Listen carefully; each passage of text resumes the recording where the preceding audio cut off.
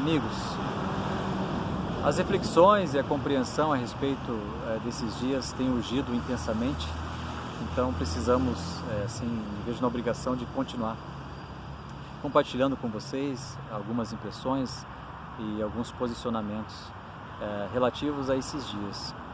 Eu fiz uma postagem, um compartilhamento falando sobre aquilo que contamina o homem, uma das contaminações do homem, e foi mencionado por cima como uma das contaminações a avareza. Então, a respeito da avareza é que eu quero me aprofundar um pouquinho mais. Ela é tida por Yeshua como uma das principais contaminações do homem. Então, isso pode se revelar como uma causa para o efeito da contaminação que nós estamos vendo aí nos dias de hoje. Aliás, a avareza é muito facilmente observada no governo das nações, falando de política e geopolítica. Muito provavelmente foi por causa da avareza que a China não se precaveu em relação à multiplicação do vírus. Quando aquele médico, um dos primeiros mártires, né, do coronavírus, quer dizer, do corona não, da verdade, né, frente, né, ao coronavírus, alertou as autoridades, ele não foi ouvido e teve que pagar com a própria vida. E depois nós vemos o que deu. Então, o coronavírus sendo multiplicado, crescendo muito na Ásia, depois no Oriente, com o Irã também. O Irã é um país comunista perigoso nesse sentido. Depois na Europa, a Itália também, morosa, né, protecionista, demorada, né, depois essa multiplicação na Europa também, e aqui também a União Europeia, né, também confusa em relação a essa administração toda, Reino Unido e agora finalmente o Ocidente e a América Latina também. Vimos também esse desdém das autoridades aqui no Ocidente, tanto nos Estados Unidos como no Brasil, e esse descuidado em relação a esse protecionismo por causa da economia que já não vinha bem, por causa da queda do petróleo, por causa do PIB pequeno aqui no Brasil, do PIB baixo, e pudemos constatar esse protecionismo em relação à economia, e aí o vírus ganhou espaço, teve oportunidade de se estabelecer e de capilarizar, de se pulverizar na nação toda, no Ocidente todo e assim por diante. Então, a avareza como uma das principais causas para esse efeito terrível todo que nós estamos vendo aí. Então, a avareza dos governos dos homens, do governo das nações, e agora podemos ver a avareza das instituições privadas, estatais, também dos negócios grandes, dos grandes grupos, esses grupos grandes, dos grandes bilionários do Brasil, né, fazendo cabresto em relação à sua mão de obra, obrigando a mão de obra a trabalhar, a se expor ao público, né, a entrar nos vagões dos trens e ônibus e assim por diante, por causa da avareza, devido à avareza. Então a avareza é essa grande contaminação do homem, uma das grandes culpadas por causa disso tudo que a gente está vendo aqui. Mas à luz das Escrituras eu também quero refletir sobre a avareza. Em Êxodo capítulo 10 nós vemos a respeito da lei do depósito, nós vemos a avareza de Faraó. Faraó nós vemos nos nossos dias, há um Faraó numa configuração espiritual, há um Egito numa configuração espiritual, há uma escravidão numa configuração espiritual e há uma libertação também que está para acontecer nos próximos dias, através de Páscoa. Páscoa fala dessa libertação, dessa avareza. Então nós vemos que em Êxodo capítulo 10, nós vemos a respeito dessa avareza.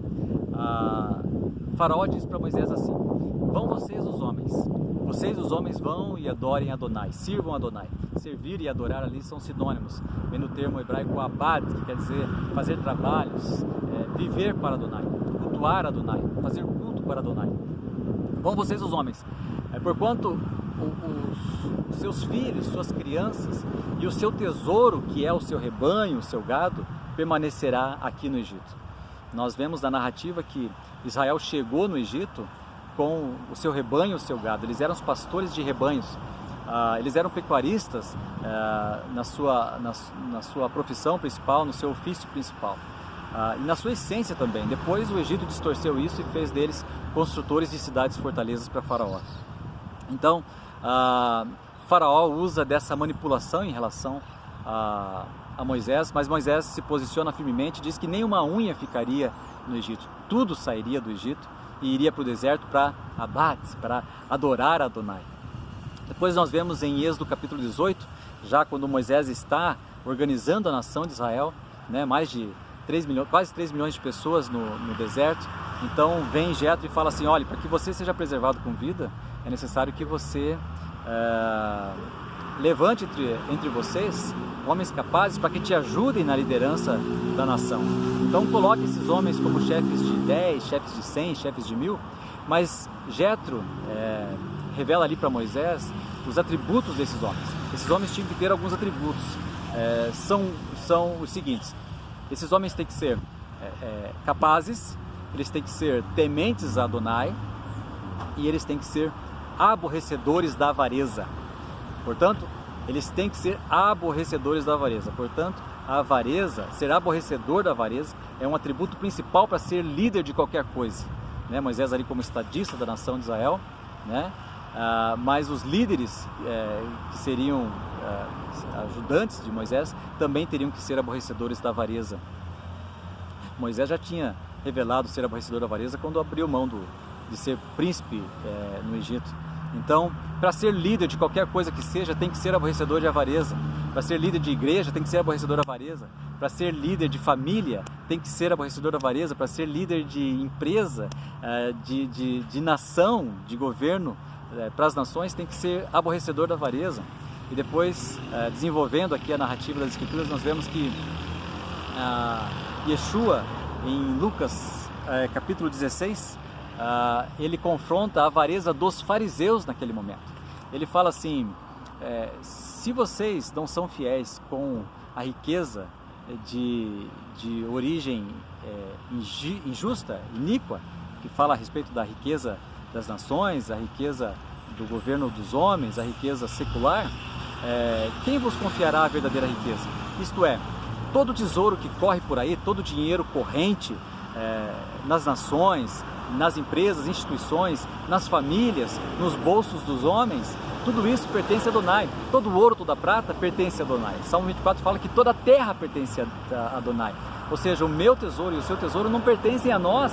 Nós somos meros mordomos desse tesouro. Nós temos que aplicar esse tesouro em relação à manifestação do reino do céu aqui na terra. Simplesmente isso. Então Yeshua confronta os fariseus nesse sentido. E ele continua: se você for fiel no pouco, você vai ser fiel no muito. Mas diz a narrativa de Lucas que os fariseus, eles ridicularizavam a Yeshua por causa dessas palavras. Isso é um ridículo, esse cara é ridículo por causa das palavras de Yeshua. Depois Yeshua novamente toma a palavra e conclui dizendo que Adonai conhecia o coração dos homens, ele conhecia o coração dos fariseus, ele conhece o coração dos líderes das nações, ele conhece o coração dos líderes das igrejas, dos líderes das famílias, ele conhece o coração de cada um, ele conhece o seu coração e o meu coração. E Yeshua conclui ali, finalmente, a respeito dessa exortação, dizendo que aquilo que parece elevado diante dos homens, para Deus é abominação. Aquilo que é elevado a respeito do poder, da economia das nações, para Deus é abominação. Aquilo que é elevado em relação ao poder das instituições, das empresas, isso é abominação para Deus, para Yeshua. Aquilo que é elevado relativo à sua economia, à fachada da sua casa, ao seu negócio, ao bem da sua patrimônio, da sua família, isso é abominação para Deus. É isso que Yeshua está dizendo. E eu quero finalizar concluindo o que Paulo fala a Efésios, capítulo 6, Rabino Shaul, ele fala o seguinte, que os avarentos, eles não herdarão o reino de Adonai e o reino do Mashiach.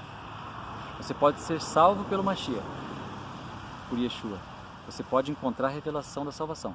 Mas se você continuar sendo avarento, se a sua liderança, você como líder, continuar sendo avarento, você como governante continuar sendo avarento, você não vai herdar, você não vai coparticipar da administração do reino do Mashiach aqui na terra. Pode até ser salvo, mas não vai herdar, não vai administrar, não vai servir, não vai reinar. Então, é nesse sentido que eu quero refletir com você. Seja fiel, seja cuidadoso no que diz respeito àquele campo de avareza que está no seu coração. Seja cuidadoso com isso. Rompa com isso, rompa com toda a avareza. E aqui uma contrapartida também. Nós falamos aqui há algumas semanas sobre a avareza das lideranças, inclusive da comunidade da fé. Agora é a hora de você não se mostrar avarento. Na igreja primitiva, as pessoas vendiam suas propriedades e bens e traziam todo o tesouro e depositavam aos pés dos apóstolos, que depositavam aos pés dos apóstolos, e os apóstolos administravam, separavam aquele bem todo, aquele tesouro todo, na medida que havia necessidade entre eles. Então, o seu dízimo, as suas contribuições, as suas ofertas, os seus impostos têm que ser direcionados com responsabilidade. Existem órfãos precisando, existem as viúvas que estão precisando, os estrangeiros que estão precisando, tem estrangeiro para tudo quanto é lugar, em tudo quanto é canto tem estrangeiro hoje, eles estão precisando. Os sacerdotes, aqueles que estão envolvidos com a missão, estão precisando, e agora é a hora de você mostrar que também não há avareza no seu coração. Você acusou a avareza dos líderes, agora é a hora de você também romper com a sua avareza e administrar isso, administrar esse bom tesouro e separar na medida que há necessidade entre nós, que não haja necessidade entre nós. E aí, então veremos finalmente a manifestação do reino do nosso Deus aqui na terra. Shalom a todos, vamos romper com a avareza cada um de nós, todos nós juntos. Shalom.